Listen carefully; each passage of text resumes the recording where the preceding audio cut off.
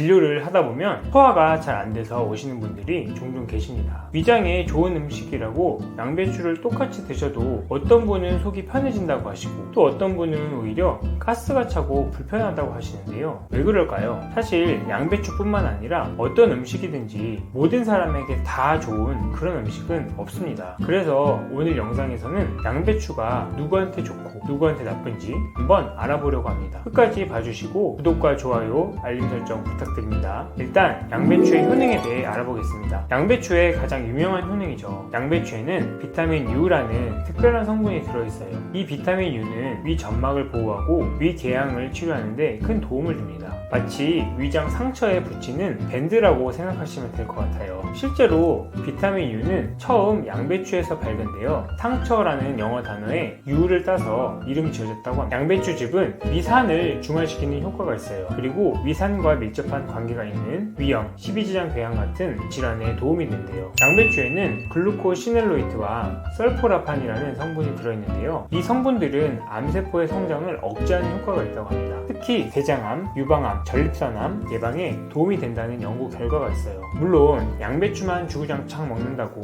암이 완전히 예방되는 건 아니겠지만 꾸준히 섭취하면 암 예방에 도움이 됩니다. 부산대학교에서 한 연구에 따르면 양배추즙을 먹었을 때 위암의 억제 효과가 12%나 된다고 합니다. 양배추에는 비타민C가 레몬보다 더 많이 들어있다는 사실 알고 계시나요? 100g의 양배추에는 레몬 반개 분량의 비타민C가 있다고 해요. 비타민C는 우리 몸의 면역력을 높이는데 아주 중요한 역할을 해요. 감기나 다른 질병으로부터 우리 몸을 보호하는 데도 도움을 주죠. 특히 요즘같이 계절이 바뀌는 시기에 많은 도움이 되겠습니다. 양배추는 식이섬유가 매우 풍부합니다. 이 식이섬유는 우리 장 건강에 아주 중요한데요. 변비를 예방하고 장내 유익균의 먹이가 되어 장 건강을 촉진시킵니다. 또한 포만감을 주어 과식을 막아주는 효과도 있어 다이어트에도 좋습니다. 양배추에는 비타민 C뿐만 아니라 안토시아닌이라는 색소 성분이 들어있어요. 특히 붉은 양배추에 많은데요.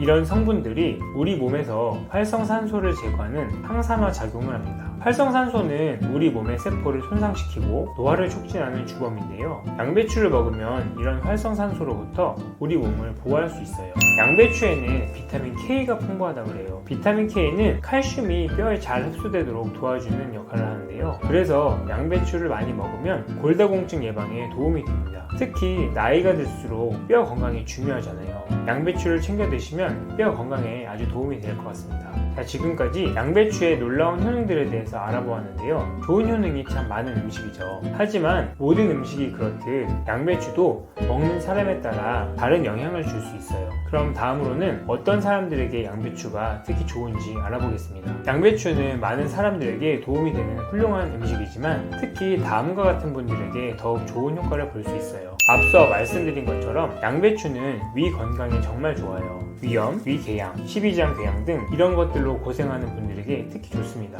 양배추에 들어있는 비타민 U가 위벽을 보호하고 염증을 가라앉히는 데 도움을 주거든요. 특히 위축성 위염이 있는 분들은 양배추를 조리해서 먹으면 많은 도움이 됩니다. 위축성 위염은 위벽이 얇아지는 질환인데요. 양배추가 이런 증상을 개선하는 데 도움을 줍니다. 하지만 몸에 좋다고 한 번에 너무 많이 먹으면 오히려 위에 부담을 줄 수 있으니 적당량을 꾸준하게 섭취하는 것이 중요합니다. 양배추에 풍부한 비타민C는 면역력 강화에 큰 도움을 준다고 그랬잖아요. 감기나 잔병 치레가 잦은 분들은 꾸준하게 드시면 좋고 지금처럼 환절기나 스트레스가 많은 시기에 드시면 더욱 좋습니다.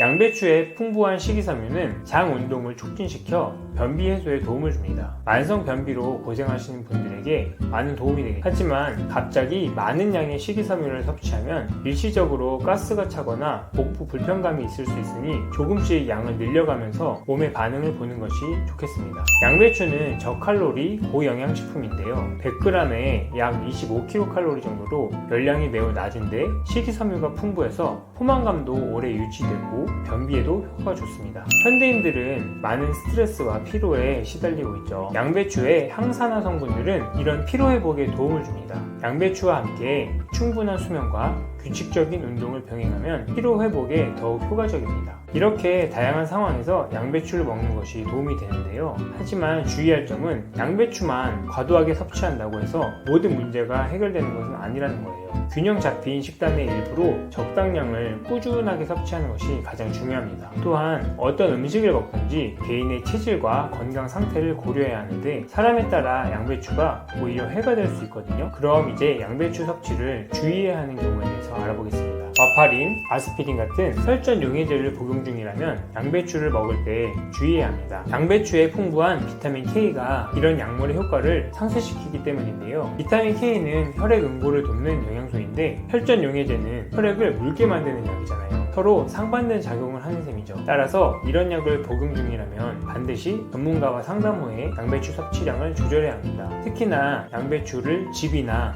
판같이 농축 제품으로 먹을 때는 더욱 조심해야 합니다. 이런 제품들은 일반 양배추보다 양배추의 성분이 훨씬 농축되어 있어 부작용의 위험이 더 크기 때문이에요. 양배추에는 과민성 대장증후군 환자들에게 가스, 복통, 설사 등의 증상을 악화시킬 수 있는 성분이 있습니다. 만약 과민성 대장증후군이 있다면 양배추를 먹고 어떤 반응이 오는지 잘 관찰해 보세요. 양배추를 먹고 증상이 더 심해진다면 섭취를 줄이거나 피하는 것이 좋습니다. 꼭 먹어야 하는 경우라면 양을 줄이고 충분히 익혀서 먹는 것이 좋습니다. 양배추에는 고이트로겐이라는 성분이 있는데 이 성분은 요오드의 흡수를 방해해서 갑상선 기능에 영향을 줍니다. 요오드는 갑상선 호르몬을 만드는 데 필수적인 물질인데요. 부족해지면 갑상선이 제 기능을 못하게 돼요. 이런 분들은 생으로 드시지 말고 양배추를 익혀 드세요. 익히면 고이트로겐 성분이 많이 줄어든다고 합니다. 항생제를 복용 중이라면 양배추 섭취에 주의가 필요합니다. 양배추에 함유된 특정 성분들이 일부 항생제의 흡수를 방해할 수 있거든요. 항생제 복용 2시간 전후로는 양배추를 먹는 걸 피해 주시고요. 항생제 치료가 끝난 후에 다시 섭취하시면 됩니다. 오늘은 양배추의 놀라운 효능과 함께 양배추가 특히 좋은 사람들 그리고 주의해야 하는 사람들에 대해서 알아보았습니다. 이제 이 모든 내용을 종합해서 양배추를 어떻게 먹어야 가장 좋은지 한번 정리해 보겠습니다. 첫 번째는 적당량을 꾸준하게 먹는 겁니다. 건강한 사람이라면 일주일에 2, 3회 한 번에 150g 정도의 양배추를 먹는 것이 좋습니다. 양배추 4분의 1통 정도의 양인데요. 위장 질환이 있는 분들은 더 자주 섭취해도 좋지만 갑상선 문제가 있는 경우 주 1, 2회 정도로 제한하는 것. 두 번째는 다양한 방법으로 먹는 건데요. 양배추의 영양을 최대한 살리려면 생으로 먹거나 살짝만 데쳐 먹는 게 좋습니다. 샐러드나 쌈으로 먹는 것이 대표적인데요. 하지만 소화가 잘 안 되는 분들은 살짝 볶거나 쪄서 부드럽게 조리해서 드시면 되겠습니다. 세 번째는 다른 음식과 함께 먹는 거예요. 양배추는 다른 채소나 과일과 함께 먹으면 영양 흡수율이 더 높아진다고 해요. 예를 들어 비타민C가 풍부한 토마토나 피망과 함께 먹으면 좋습니다. 네 번째는 각각 개인의 건강 상태를 고려해서 먹어야 된다는 거예요. 앞에서 언급했던 것처럼 특정 질환이 있거나 약을 복용 중이라면 반드시 전문가와 상담 후 섭취량을 조절해 주시는 게 좋겠습니다. 다섯 번째, 너무 많이 먹지 않는 건데요. 아무리 좋은 음식도